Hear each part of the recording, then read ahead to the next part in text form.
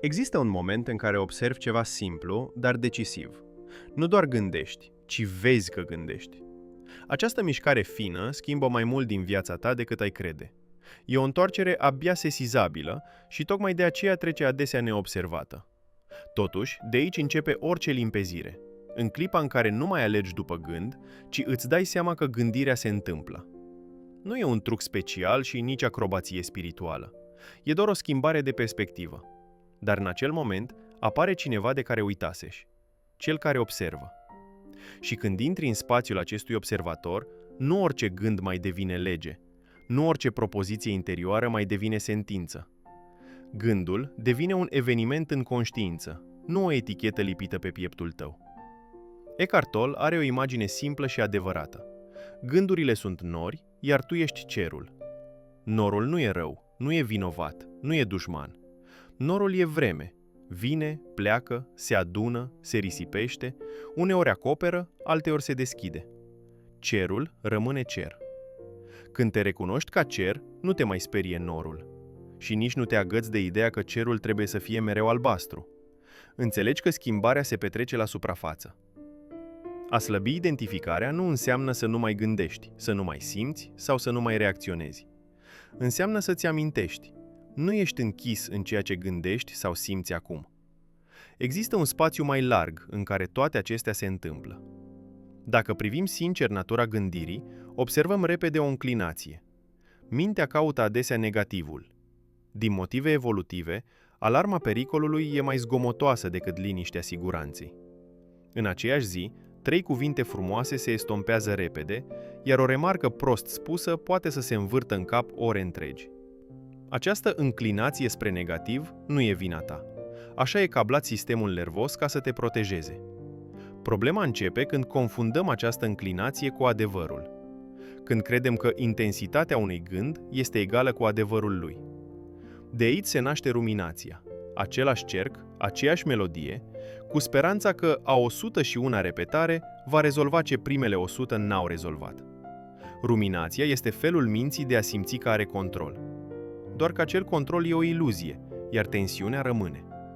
Prezența nu înseamnă să reduci gândurile la tăcere, ci să vezi altfel. O atenție mică și sinceră schimbă deja ceva. Nu trebuie să stai ore întregi și nici să forțezi o liniște perfectă.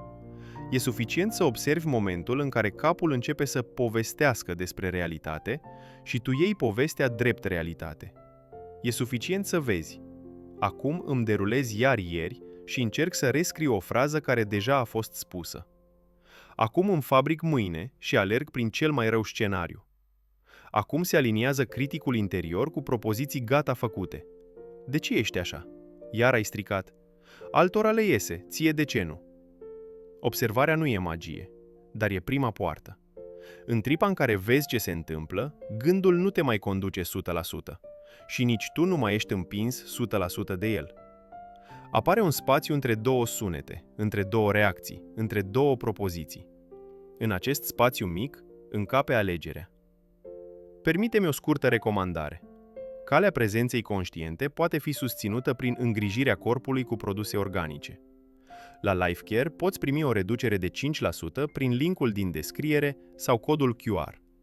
Acesta este un link de afiliat. Este posibil să câștig un comision. Putem continua acum videoclipul. Mulți întreabă, trebuie să etichetez gândurile? Nu e obligatoriu. Nu cuvintele sunt esența, ci distanța pe care o creează. Când îți spui în tăcere, rulează autocritica sau a pornit fabricarea viitorului, ori se reia trecutul, nu îndulcești situația și nici nu o minimalizezi. Dai un nume unui lucru care până atunci te conducea anonim. Iar numele nu închide, deschide. Îți arată că e un tipar. Și dacă e tipar, nu ești tu. Tiparul poate fi vechi, puternic, încărcat de frică și durere, dar rămâne tipar, nu destin. Ruminația e perfidă pentru că vinde promisiunea unei soluții. Îți șoptește încă o tură și apoi poți lăsa jos. Dar ceea ce nu s-a născut prin gândire se vindecă rar prin și mai multă gândire. Combustibilul ruminației este adesea o tensiune nerecunoscută în corp, o frică neadmisă, o pierdere nejelită. Când lumina prezenței cade pe ceea ce chiar doare, cercul începe să încetinească. Nu trebuie să o învingi, fiindcă lupta e mâncarea preferată a ruminației. Nu trebuie nici să o reprini, pentru că reprimarea promite un val mai târziu. Trebuie să vezi. Iar calitatea vederii îți schimbă calitatea vocii, precizia următoarei mișcări, claritatea deciziilor. Există o diferență mare între gând și fapt. Gândul spune, sigur o să dai greș. Faptul, mâine ai o prezentare. Gândul spune, nu mă respectă. Faptul, ai primit o remarcă scurtă, poate spusă fără finețe. Gândul spune, nu reușești niciodată. Faptul, acum nu a ieșit. Când îmbraci gândul în hainele faptului, lumea se îngustează. Când lași faptul să fie fapt și readuci atenția lângă el, lumea se lărgește.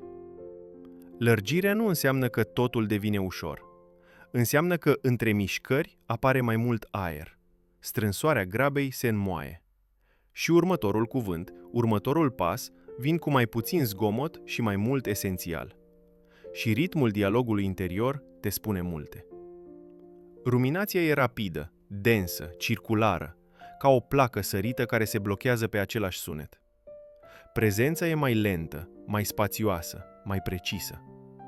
Ruminația se întoarce iar și iar la aceeași rană, sperând că o va repara prin repetare.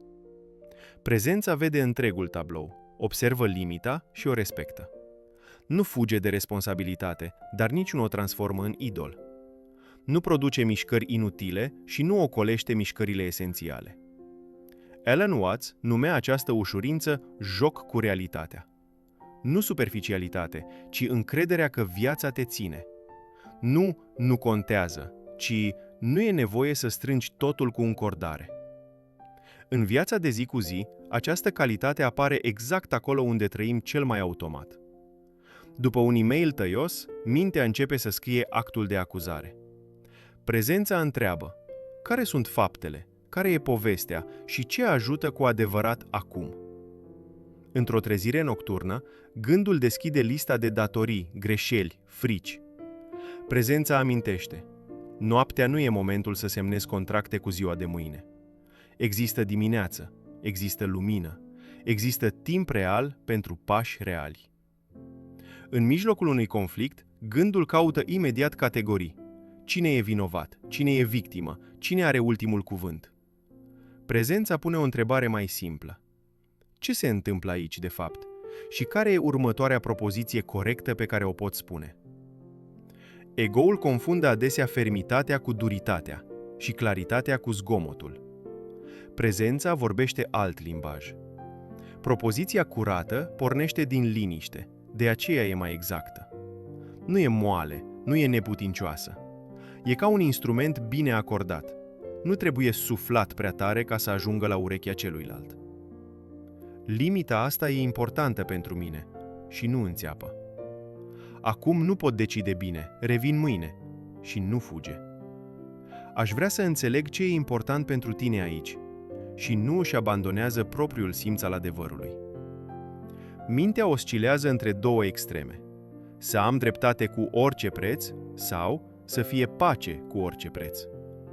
Prezența oferă o a treia cale, să rămână om și să rămână real. O altă confuzie frecventă, să crezi că conștiința înseamnă lipsă totală de gânduri sau mereu pozitiv. Prezența nu înseamnă că nu mai apar nori întunecați. Înseamnă că atunci când se înnorează, nu uiți cerul. Nu trebuie să vopsești griul în albastru și nici să declari că totul va fi gri pentru totdeauna. Gândul care repetă, vei fi mereu așa, e doar un gând. Gândul care spune, dacă nu ești vesel, ești negativ, tensiunea e mai concretă. Gestul cu care te întorci spre cineva, cuvântul pe care îl alegi, hotărârea interioară de a nu te mai lovi cu încă o acuzație. Acestea sunt lucruri reale. Gândul e adesea puternic în teorie și non-computincios în practică. Prezența se mișcă tăcut, dar construiește.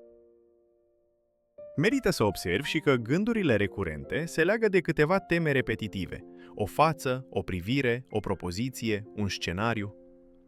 Nu sarcina ta e să le ștergi ca pe o poză proastă. Sarcina ta e să le recunoști când apar și să-ți amintești cine le vede. Observatorul nu e pasiv. Observatorul e spațiul în care se naște responsabilitatea. Din el poți întreba: câtă realitate e în povestea pe care mi-o spun acum? Din el poți decide: am ceva de făcut sau pasul curat este să nu fac nimic până se așează zgomotul? Într-o scenă obișnuită, schimbarea arată așa. Cineva îți vorbește mai tăios decât era nevoie. Vechea buclă pornește. Nu mă respectă. Mereu face asta cu mine. Ce rost are? Prezența observă înainte să vorbească. Simte căldura în piept, aude propozițiile gata făcute din cap, vede tensiunea din umeri. Nu dramatizează, nu explică în exces. Lasă un pic de spațiu. Și în spațiul acela apare un alt cuvânt. Când ai spus asta, am simțit tensiune. Vreau să înțeleg la ce te refereai. Poate că propoziția nu câștigă pe loc, dar adesea deschide o ușă și în loc de duel se naște relație. Relație nu înseamnă să fiți de acord, ci să fie umanitatea mai importantă decât scorul. Mintea ar construi cu plăcere o identitate din orice. Eu sunt așa, mie mereu mi se întâmplă, pe mine toți mă înțeleg greșit. Astfel de propoziții dau un sentiment de siguranță pentru că sunt familiare, dar strâng și orizontul. Prezența ține cadrele mai lejer. Nu le urăște, nu le venerează. Se uită la ce crește în ele. Dacă mintea face identitate dintr-o întâmplare, prezența amintește. Nu ești o singură zi. Nu ești o singură greșeală. Nu ești o singură laudă. Viața e plurală, iar conștiința înseamnă că poți ține pluralul fără să te rupi și fără să te închizi într-o etichetă. Unii se tem că dacă iau în serios atenția interioară, își pierd energia, avântul, umorul. În realitate, e invers. Atenția nu ia, dă înapoi. Îți dă înapoi libertatea de a nu rosti prima propoziție, cea mai grea. Îți dă înapoi capacitatea de a vedea cerul și în ceilalți, dincolo de norii lor. Îți dă înapoi ușurința de a ști că nu trebuie să decizi totul acum și nu trebuie să te sperii de orice. Ușurința nu e nepăsare. E încrederea că viața te poartă și că următorul pas limpede este cel mai bun pas pe care îl poți face acum. Cu timpul vei observa că volumul gândurilor nu e constant. Uneori e puternic, alteori e doar zgomot de fundal. Uneori norul e dens și jos, alteori e sus și subțire. Scopul nu e să ții norii departe, ci să nu te confunzi cu ei. Dacă vorbește criticul interior, nu trebuie să îl reduci la tăcere. E suficient să vezi ce îl încearcă să protejeze și să-i mulțumești pentru zel, fără să-i dai volanul. Dacă frica aduce povești, nu trebuie să-ți fie rușine. Frica poate semnala ceva real și, în același timp, îi place să dramatizeze. Prezența nu ține partea nimănui. Ea ține partea vieții și întreabă: ce e adevărat acum? Ce e bun acum? Ce e corect acum? Un pic de atenție e suficient, nu ca mângâiere, ci ca realitate. O singură observare sinceră în mijlocul zilei, acum nu mai vorbesc despre situație, ci despre versiunea ei din cap, poate coborî imediat volumul. Un singur moment limpede în care vezi că gândul nu e fapt și faptul nu e dușman, poate slăbi strânsoarea ruminației. Nu sunt fapte mari, dar au efect mare, pentru că nu construiesc decor în afară, ci aprind lumină înăuntru. Întrebarea nu e dacă poți să nu mai gândești niciodată. Mintea gândește, cum plămânii respiră și inima bate. Întrebarea e: pe cine servește gândirea? Frica și autoapărarea?